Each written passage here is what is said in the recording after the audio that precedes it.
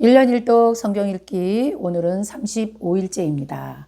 오늘은 민수기 10장에서 12장까지 우리 함께 읽어보도록 하겠어요. 9장까지는요. 시내산에서 있었던 일을 계속해서 기록을 한 것입니다. 책 이름은 민수기지만 장소는 시내산이었다는 것 기억하시기 바라요. 시내산에 계속 있을 수는 없지요. 이제 시내산을 떠나야 됩니다. 자, 그런데도 떠날 때 그냥 갈 수가 없어요. 하나님이 왕이시잖아요. 왕이신 하나님께서 백성들에게 무언가 말씀하고 싶을 때 어떤 신호가 있어야 되지 않겠습니까? 근데 그 신호가 이제 오늘 만들어지는 거예요. 그것이 나팔로 신호를 정해 주십니다. 이런 걸 보면 정말 여러분 성경이 너무 재밌지 않으세요? 그냥 시내산에서 가나안으로 갔더라 이런 게 아니고 가는 도중에 해야 될 모든 일들을 시내산에서 다 그 말씀을 하셨다는 거예요. 시내산에서 있는 동안에 이스라엘 백성 전체와 언약도 맺었죠. 이제 십계명과 율법도 주셨죠. 성막도 봉헌했죠. 그럼 이제 떠나야 되죠. 자, 그래서 오늘 떠날 때 마지막으로 한 것이 나팔 신호를 정해 주셨다. 이것을 가지고 우리가 이제 10장을 읽어야 10장이 또 재미있게 읽어집니다. 자, 그럼 10장 1절 한번 보겠습니다. 나팔 신호. 여호와께서 모세에게 말씀하여 이르시되 은나팔 둘을 만들어 두들겨서 만들어서 그것으로 회중을 소집하며 진영을 출발하게 할 것이라. 여기서도요. 금등대 만든 것처럼 은나팔도 두들겨서 만들어라 이렇게 명령하세요. 두드리다는 뜻 굉장히 중요하다고 제가 지난 시간에 말씀드렸습니다. 3절부터 10절까지는 나팔 신호에 대해서 자세하게 설명을 해놨네요. 나팔 2개를 불 때는 온 회중이 회막문에서 모여서 4개로 나올 것이고 하나만 불 때는 이스라엘 천부장과 지휘관들만 4개로 와라. 5절 너희가 그것을 크게 불 때는 동쪽 진영들이 행진할 것이고 동쪽에 누가 있죠? 유다지파 있죠. 유다지파와 세지파가 동쪽에 있습니다. 동쪽을 먼저 부르신다. 그 다음에 6절 두 번째 크게 불 때는 남쪽 진영들이 행진할 것이라. 떠나려 할 때에는 반드시 나팔을 크게 불 것이고 또 회중을 모을 때도 나팔을 불 것이나 소리를 크게 내지 말며 그 나팔은 아론의 자손인 누가 불어요? 제사장이 불게 돼 있네요. 너희 대대의 영원한 율례니라. 또 너희 땅에서 너희가 자기를 압박하는 대적을 치러 나갈 때 전쟁이죠. 전쟁에 나갈 때는 나팔을 크게 불지라. 그리하면 너희 하나님 여호와가 너희를 기억하고 너희를 너희의 대적에게서 구원하시리라. 그래서 이제 성경에 보면 전쟁에 나갈 때는 나팔을 불고 나가잖아요. 맨 앞줄에 제사장이 나팔을 불고 나가요. 그러니까 다른 나라에서 볼 때는 이상하지 않아요? 무기를 가지고 막 나가야 되는데 강력한 무기가 맨 앞에 선두에 나가야 되는데 이스라엘 백성들은 제사장이 언약궤를 메고 나팔을 불면서 전쟁을 나가는 거예요. 그들이 볼 때는 우습지요. 그러나 하나님께서 약속해 주셨기 때문에 제사장들이 언약궤를 메고 맨 앞에 진영에 나갈 때 그 전쟁을 승리로 이끄시는 장면들이 너무 많이 성경에 기록되어 있습니다. 또 어느 때 나팔을 불어야 되냐면요. 10절 또 너희의 희락의 날, 이제 국가적으로 이스라엘 백성들이 기뻐할 만한 날들이 있을 거예요. 뭐 성전 봉헌하는 날이나 법궤를 운반하는 날이나 또 전쟁에서 이겼을 때 뭐 이런 것들을 할 때 너희가 언제든지 나팔을 불 것이다. 특히 너희가 정한 절기에, 절기죠. 유월절, 무교절, 초막절, 장막절 이런 절기 때 반드시 나팔을 불어서 알리는 거죠. 그 다음에 또 중요해요. 초하루에 매월 첫째 날에 나팔을 또 불도록 하나님께서 말씀하시네요. 번제물을 드리고 화목제물을 드리며 나팔을 불라. 그로 말미암아 너희의 하나님 너희를 기억하시리라. 나는 너희의 하나님 여호와니라. 너희의 하나님이 너희를 기억하시리라. 나는 너희의 하나님이니라. 너무 귀한 말씀이에요. 이렇게 하나님께서 그 백성을 버리지 아니하시고 언약의 백성을 기억하신다는 귀한 말씀을 또 주시면서 나팔 신호가 마무리되네요. 자, 이제 11절 보면요. 둘째 해 둘째 달 스무 날에 구름이 증거의 성막에 떠오르매 이스라엘 자손이 시내 광야에서 출발해서 자기 길을 가더니 파란 광야에 구름이 머무니라 그랬어요. 저희 11절 12절이 굉장히 중요하기 때문에 조금 제가 설명을 좀 할게요. 우리 성경 읽을 때 이렇게 이렇게 정확한 정보들이 나올 때 계산도 하기 싫고 하니까 그냥 막 넘어가서 글씨로 읽을 때가 너무 많잖아요. 그런데 이런 것들을 우리가 꼼꼼하게 공부하는 자세로 보지 않으면 성경을 제대로 볼 수 없어요. 이스라엘 백성이 출애굽한 지 지금 현재로서는 1년 1개월 5일이 돼요. 자, 시내산에 처음 도착할 때가 19장에 보면 3개월째 되던 날 그래요. 그래서 출애굽한 지 2개월 만에 시내산에 도착한 기록이 있거든요. 근데 지금 떠나는 날이 둘째 해 둘째 달 20날에 이제 구름이 붕 떠서 이제 성막을 다 걷어서 이제 떠난다는 얘기죠. 그렇다면 계산해 보면 시내산에서 머물던 기간이 딱 나옵니다. 11개월 5일간 시내산에서 머물렀다는 거예요. 너무 정확하죠? 특별히 이날을 출발로 잡은 것은 왜 하나님께서 특별히 둘째 달 20일에 떠나는가? 이것도 아주 특별한 의미가 있어요. 여행 중에 있었거나 시체를 만졌거나 이런 사람들 6월절 지키지 못했다 그랬죠. 두 번째 6월절. 그때 지키지 못한 거 생각나시죠? 그때 모세가 하나님께 여쭤보잖아요. 하나님께서 다음 달 2월 14일에 그 사람들도 모두 다 두 번째 6월절을 지키게 하라 이렇게 명령하셨잖아요. 그러니까 이 날짜가 그 사람들이 두 번째 6월절 지킬 때까지 기다려 주었던 날짜인 것 같아요. 그래서 둘째 달 20날에 이제 출발하게 된다는 것이죠. 나머지 사람도 6월절을 지키고 떠나게 하시려는 그 하나님의 배려, 그런 것들이 지금 11절, 12절에 숨겨져 있다는 사실 기억하시기 바라요. 자, 12절 말씀도 너무 중요한데요. 이스라엘 자손이 시내 광야에서 출발해서 자기 길을 가더니 바란 광야에 구름이 머무니라. 기록은 12절만 보면 시내산에서 출발해서 바란 광야로 그냥 간 걸로 되어 있잖아요. 근데 그렇지 않아요. 가는 도중에 두 곳을 머물게 됩니다. 그 정보가 어디 있냐면요. 11장 34절, 35절에 그 정보가 있어요. 그곳 이름을 기브롤 핫다 아와라 불렀으니 욕심을 낸 백성들을 거기에 장사함이었더라. 백성들이 기브롤 핫다 아와에서 행진해서 하세롯에 이르러 거기에 거하니라. 하세롯은 바란 광야에 가기 전이에요. 여러분 한번 지도를 보시면 아시겠죠? 그래서 11절, 12절이 굉장히 중요하다. 이해되셨으면 이제 우리가 13절 볼 건데요. 13절부터는 이제 쉬워요. 행진하는 순서대로 하나님이 정해주신 순서대로 이제 유다 지파를 선두로 해서 지금 행진을 하는 것입니다. 자, 쭉 여러분들이 보시면 되겠어요. 17절 보면 이에 성막을 거두매 게르손 자손과 므라리 자손이 성막을 메고 출발하였으며 다음으로 루벤 진영의 군기에 속한 자들이 그들의 진영에 출발하였으니 루벤 군대는 스데울의 아들 엘리술이 이끌었고 시므온 자손은 슬루미엘이 이끌었고 갓 자손은 엘리아삽이 이끌었더라 하면서 21절에는 두 진영이 출발한 후에 그 뒤에 고핫 자손이 성물을 메고 이제 레위인들이 성물을 메고 가는 것을 또 기록해 놨어요. 그림을 보시면 쉬울 것 같아요. 앞에 두 진영이 가고 가운데 레위인들이 성물을 메고 가고 그다음에 그 뒤에 이제 에브라임 지파, 단 지파가 계속해서 이제 가고 있다는 것이 28절까지 기록되어 있어요.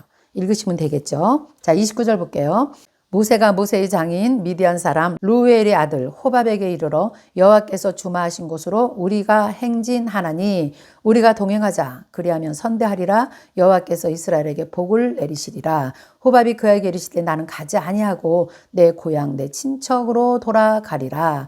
모세가 이르되 청컨대 우리를 떠나지 마소서. 당신은 우리가 광야에서 어떻게 진칠지를 아나니 우리의 눈이 되리라. 이렇게 말씀을 하네요. 모세가 이 군대를 데리고 이스라엘 백성들을 데리고 이제 광야길을 출발하고 나니 모세도 얼마나 떨리고 힘들었겠어요. 그래서 거기서 누구를 만나냐? 미디안 사람 루엘의 아들 호밥을 만난다는 거예요. 그래서 이 호밥을 잘 기억하고 계시면 좋아요. 미디안 사람인데 이 호밥을 만나요. 이 광야길을 가는 동안에 길을 좀 인도해 달라. 눈이 되어 달라 이렇게 말하죠. 안내자가 좀 되어달라 이렇게 말하는 거예요. 호밥이 나는 안 가겠다 이렇게 말합니다. 그런데 32절 우리와 동행하면 여호와께서 우리에게 복을 내리시는 대로 우리도 당신에게 행할 것이다 이렇게 약속을 합니다.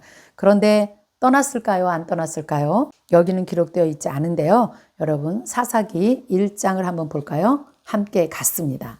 결국 이스라엘 백성들과 동행하고 결국은 가나안 땅의 기업을 나눠서 받게 됩니다. 사사기 1장 16절 한번 볼게요. 모세의 장인은 겐 사람이라. 그의 자손이 이 호밥이 겐 사람이에요.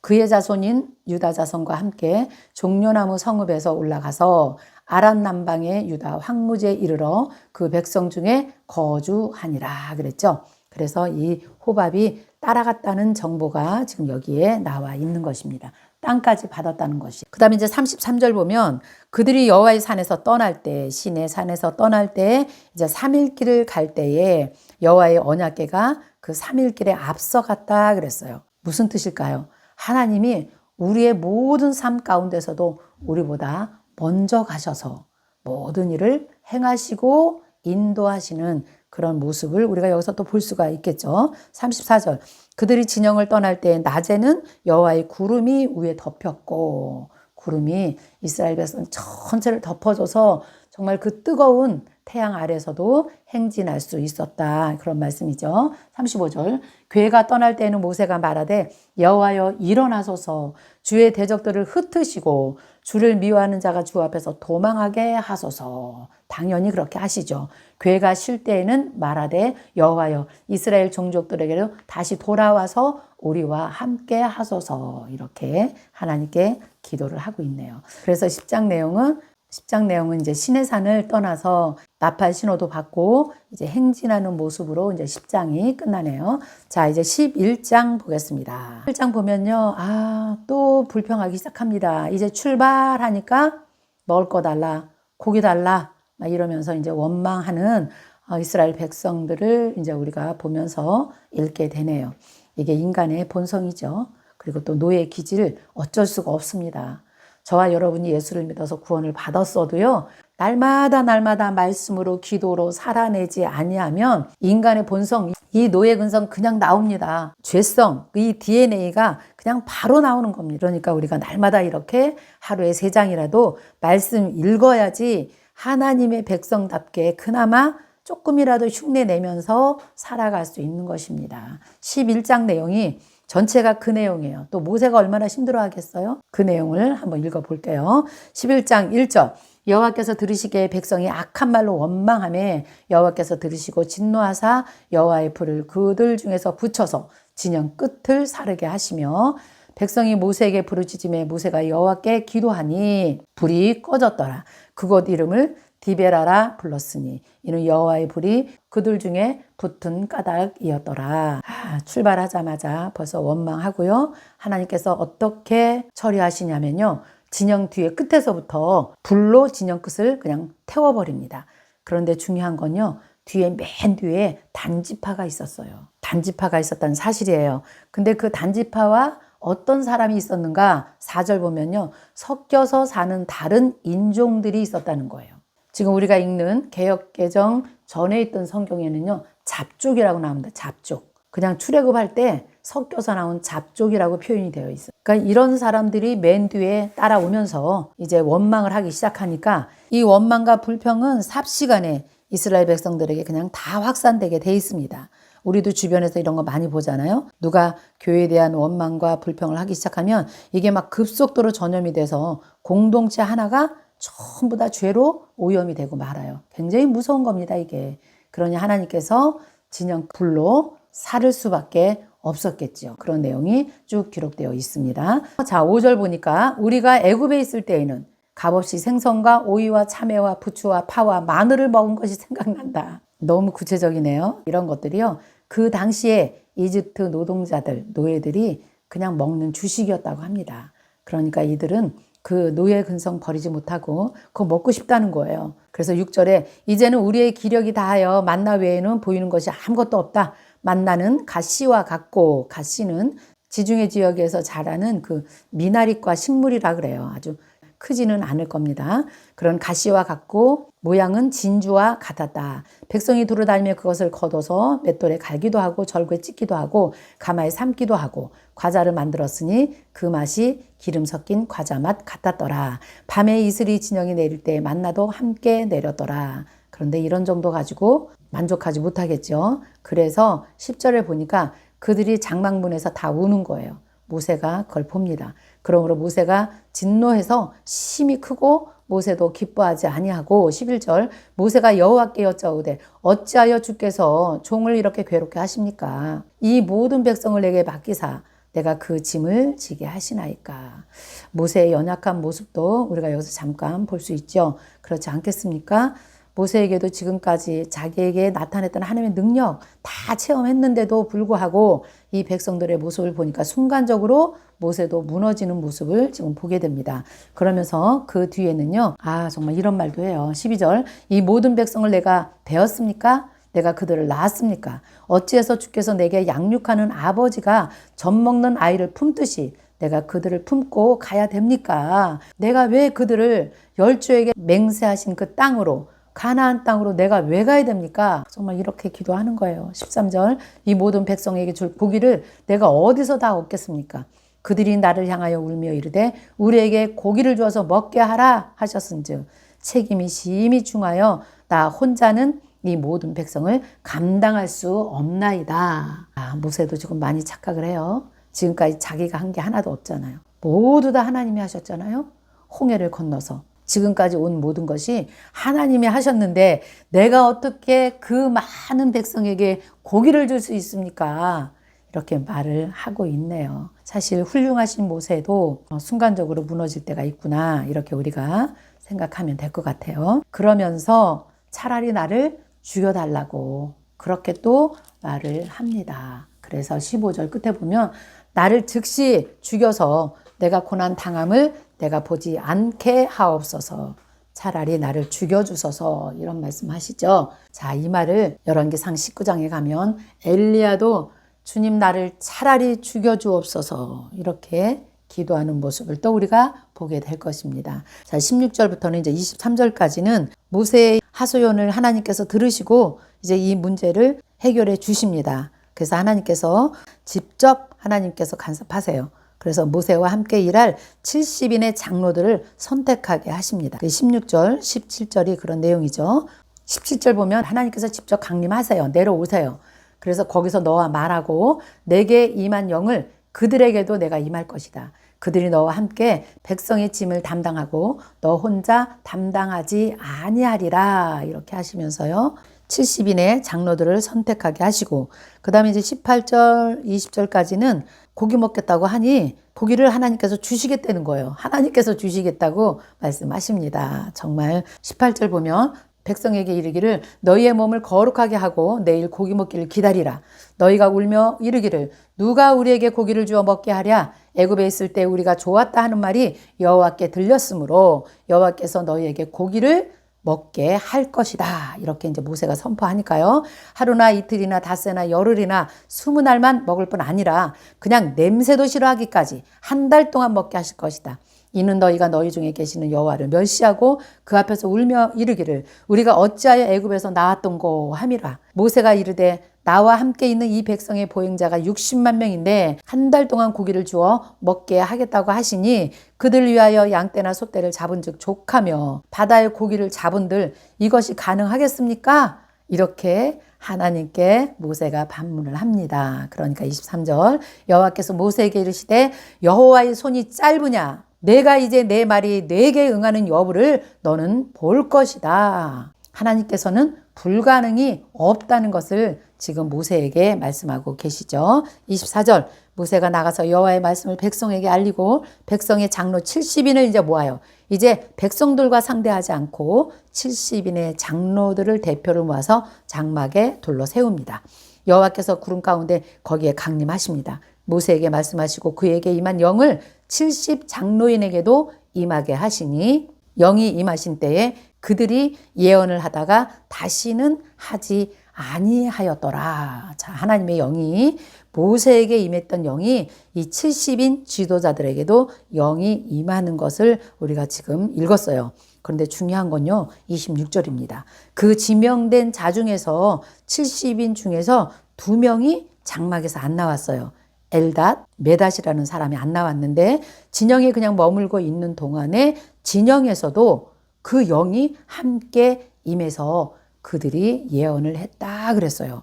놀라운 일이죠. 놀라운 일이에요. 그래서 이것을 우리가 다시 한번, 이것이 성령이 하시는 일이잖아요. 구약이기 때문에 예수님이 오시기 전에 내가 너희에게 성령을 주리라, 이것이 이루어지기 전이지만 하나님의 영이 임한 거예요. 성령이 임하신 거예요. 회막에 모인 사람들 뿐만이 아니라 나오지 않은 사람에게도 똑같이 이렇게 임했다는 것, 이것은 성령께서 하시는 일이에요. 성령의 임재하심은 시간과 장소, 상황을 구애받지 않아요. 아주 초자연적으로 일어나고 있다는 사실이죠.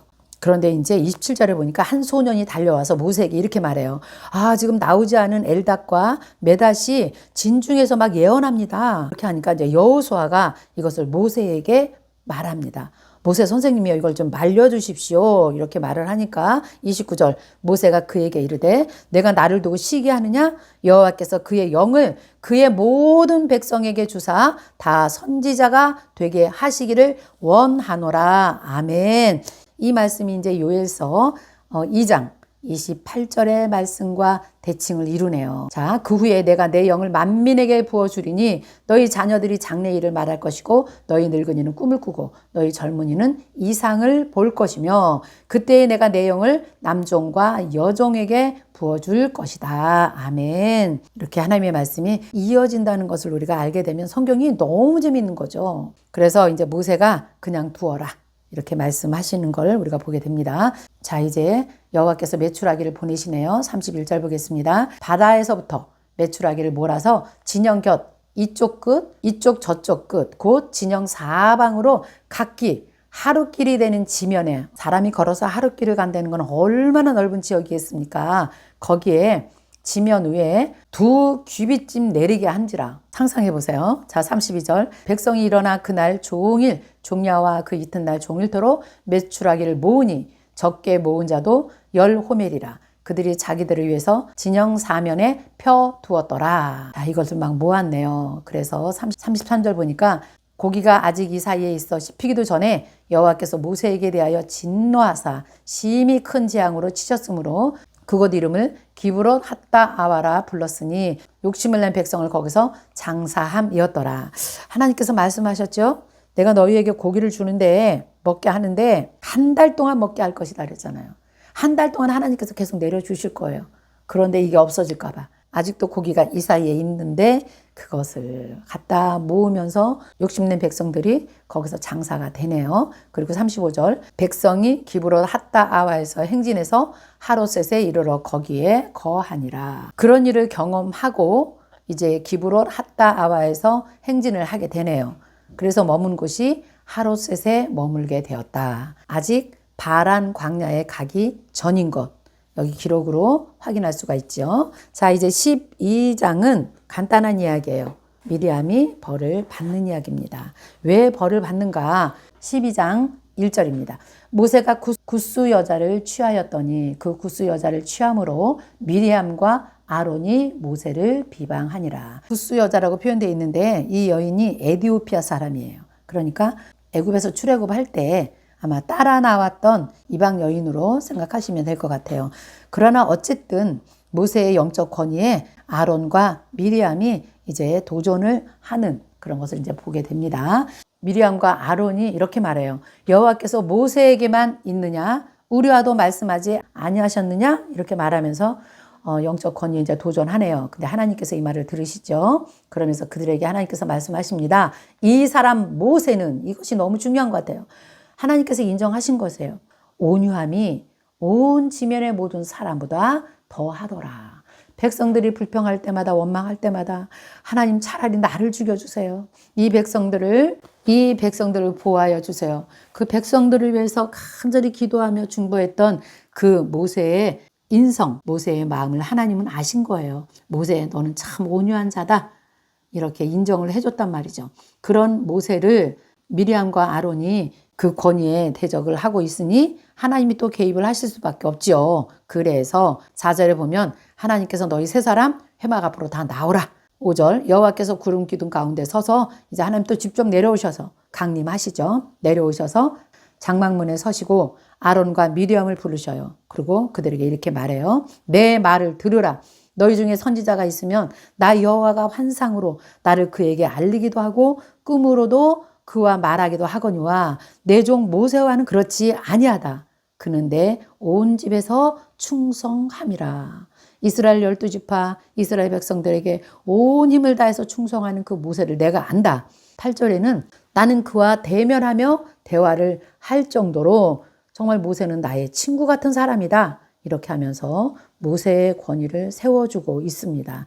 너희가 어찌하여 내 종 모세를 비방하기를 두려워하지 아니하느냐? 여호와께서 그들을 향하여 노하시며 떠나시는데요. 10절에 보니까 구름 위에 장막이 떠나갔고 이제 하나님의 영이 떠나갔는데 미리암이 즉시 나병에 걸리게 됩니다. 11절에 아론이 이에 모세 이르되 슬프도소이다. 내 주여 우리가 어리석은 일을 하여서 죄를 지었사오나 청컨대 그 벌을 우리에게 돌리지 마옵소서. 우리가 죄를 지었으니 한 번만 용서해달라고 이제 중보 기도를 부탁하는 것입니다. 12절 그가 살이 반이나 썩어서 모태로부터 죽어서 나온 자같이 되지 않게 하소서. 18절 모세가 여호와께 부르짖어 이르되 하나님이여 원하건대 그를 고쳐주옵소서. 또 지도자로서 하나님께 또 간절히 기도하는 모세의 기도를 우리가 보게 됩니다. 14절 여호와께서 모세에게 이르시되 그의 아버지가 그의 얼굴에 침을 뱉었을지라도 그가 이랫동안